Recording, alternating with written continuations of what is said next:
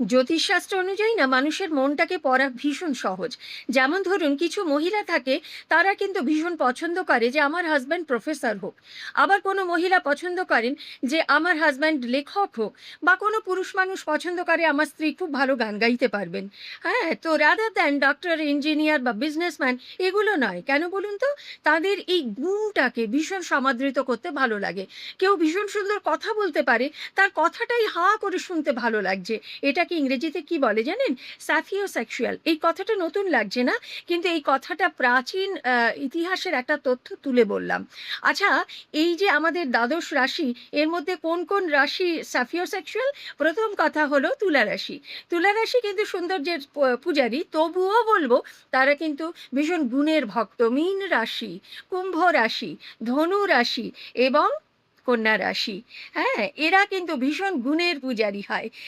জ্ঞানের পূজারী হয়। আচ্ছা, আপনিও কি তাদের মধ্যেই পড়েন?